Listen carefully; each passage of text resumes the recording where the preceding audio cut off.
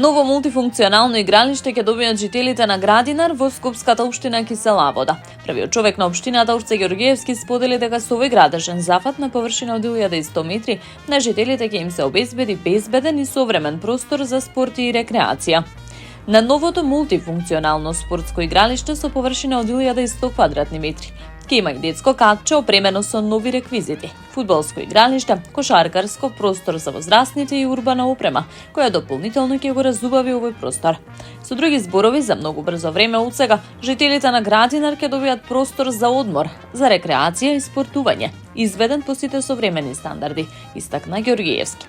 Првиот човек на Кисела Вода вели дека конечно решаваат децениски проблеми, со цел во целост да го сменат имиџот на Кисела Вода, која за жал, според него во минатото, била синоним за лоша инфраструктура и негрижа на одговорните.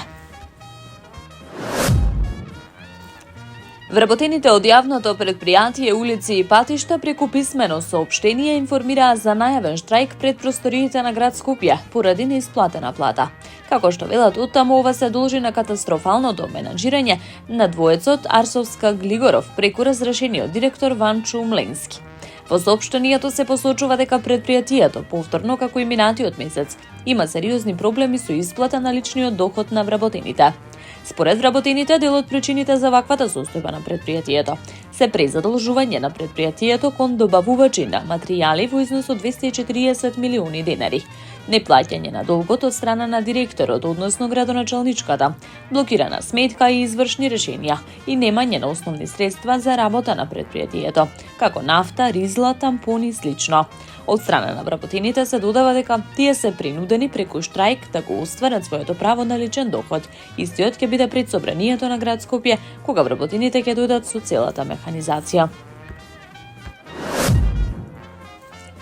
Скопје утринава повторно се најде на листата најзагадени градови во светот. Имено главниот град утринава се најде на 8-то место на листата на најзагадени градови во светот според индексот на загаденост, кој изнесува 154, според податоците на платформата IQR.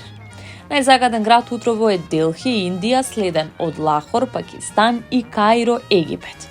На Балканот најблиско до Скопје е Сараево, кое се наоѓа 2 места подолу на листата.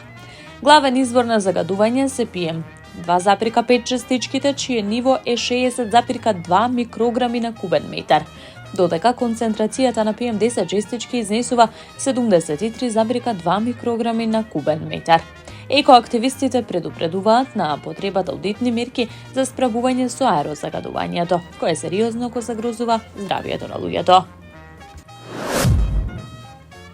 Во текот на вчерашниот ден и минатата ноќ екипите на јавното предпријатие Комунална хигиена Скопје подигнале и транспортирале приближно 45 кубни метри отпад од неколку диви депонии лоцирани во скопските општини Кисела Вода, Аеродром, Центар и Карпош.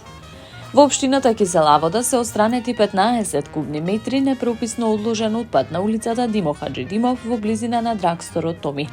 Во општината Аеродром се расчистени неколку диви депонии долж булеварот Асно, при што се транспортирани вкупно 20 кубни метри отпад.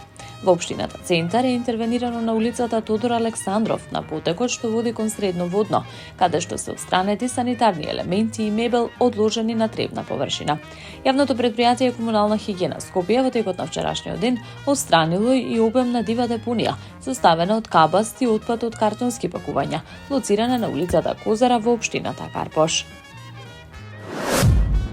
Јавното обвинителство преку соопштение извести дека под раководство на јавен обвинител од специјализираното одделение за гонење на кривични дела, сторени од лица со полициски овластувања и затворска полиција, била спроведена акција под кодно име Ланец. Имено, како што соопштуваат оттаму, биле уапсени 2 лица кои се сомничат за продажба на дрога, од кои едното од уапсените лица е полициски службеник. Лицата, од кои едното е полициски службеник, од месец декември минатата година до денес, на територијата на Гостивар, Тетово и Скопје, заедно со уште едно досега неидентификувано лице, се здружиле и организирале неовластена продажба и пуштање во промет на наркотична дрога кокаин. Другата во повеќе наврати ја купувале од енен лица, ја држале на безбедни локации во Гостивар и Скопје. Откако полицискиот службеник ке стапел во контакт со заинтересирани лица, кои сакале да набават наркотична дрога кокаин, ја договарал количината и цената, стои во соопштението на јавното обвинителство. Јавниот обвинител за овие две лица побарал мерка притвор од причини што истите можат да ги уништат трагите на кривичното дело или да ја попречуваат кривичната постапка со влијание врз сведоците. Таму е Скопје, град мој љубав лише, што ми расте сни. Вечно ке ја